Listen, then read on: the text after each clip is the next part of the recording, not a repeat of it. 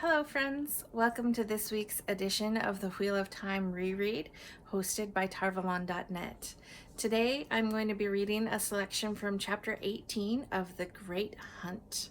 This chapter is called To the White Tower, and I'm going to be starting on page 280 of this paperback copy if you want to grab your copy and read along.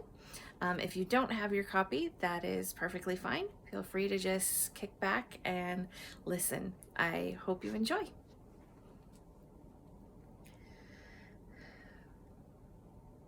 Something changed in the motion of the ship. The rocking eased and feet thumped on the deck above their heads. A man shouted something Egwene could not quite make out. She looked up at Nynaeve. "Do you think Tarvalon?" "There's only one way to find out," Nynaeve replied, and determinedly took her cloak from its peg.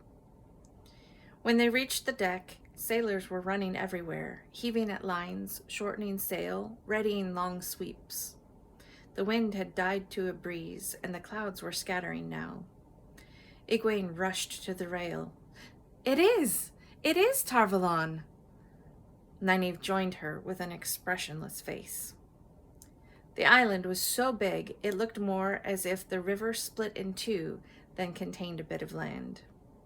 Bridges that seemed to be made out of lace arched from either bank to the island, crossing marshy ground as well as the river. The walls of the city, the shining walls of Tarvalon, glistened white as the sun broke through the clouds. And on the west bank, its broken top leaking a thin wisp of smoke, Dragonmount reared black against the sky. One mountain standing among flat lands and rolling hills. Dragonmount, where the dragon had died. Dragonmount, made by the dragon's dying. Egwene wished she did not think of Rand when she looked at the mountain. A man channeling. Light, help him. The River Queen passed through a wide opening in a tall circular wall that thrust out into the river. Inside, one long wharf surrounded a round harbor. Sailors furrowed the last sails and used sweeps alone to move the ship stern first to its docking. Around the long wharf, other ships that had come downriver were now being snugged into their berths among the ships already there. The white flame banner set workers scurrying along the already busy wharf. The Amerlin came on deck before the shorelines were tied off, but dock workers ran a gangplank aboard as soon as she appeared. Lainey walked along at her side, flame-tipped staff in hand, and the other Aes Sedai on the ship followed them ashore. None of them so much as glanced at Egwene or Nynaeve. On the wharf, a delegation greeted the Amerlin, shawled Aes Sedai bowing formally, kissing the Amerlin's ring. The wharf bustled between ships unloading and the Amerlin seat arriving, soldiers forming up on disembarking, men set booms for cargo, trumpet flourishes rang from the walls, competing with cheers from the onlookers. Nynaeve gave a loud sniff. Seems that they've forgotten us. Come along, we'll see to ourselves. Egwene was reluctant to leave her first sight of Tarvalon, but she followed Nynaeve below to gather their things. When they came back topside, bundles in their arms, soldiers and trumpeters were gone, and Aes Sedai too. Men were swinging back hatches along the deck and lowering cables into the holds. On the deck, Nynaeve caught a dockman's arm, a burly fellow in a coarse brown shirt with no sleeves. "Our horses," she began. "I'm busy," he growled, pulling free. "Horses'll all be took down to the White Tower." He looked them up and down. "If you've business with the tower, best you take yourselves on. I said I don't hold with newlings being tardy."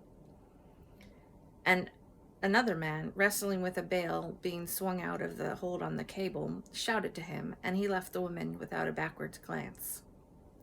Egwene exchanged looks with Nynaeve. It seemed that they really were on their own.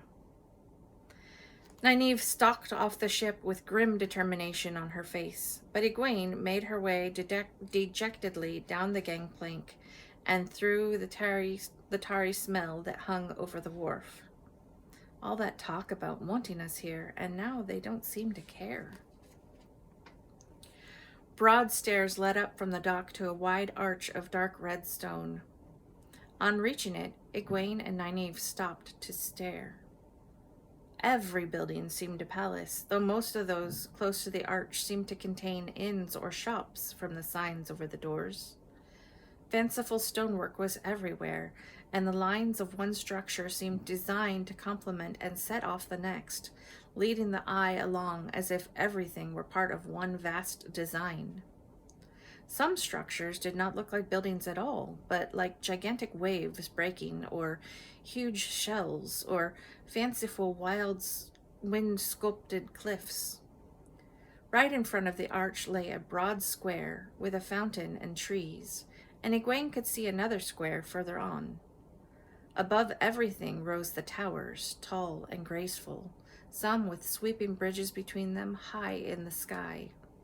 And over all rose one tower, higher and wider than the rest, as white as the shining walls themselves. "Fair takes the breath at first sight," said a woman's voice behind them. "At 10th sight for that, and at 100ths. Egwene turned. The woman was Aes Sedai. Egwene was sure of it, though she wore no shawl.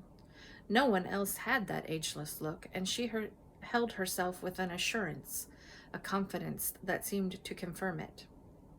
A glance at her hand showed the golden ring, the serpent biting its own tail.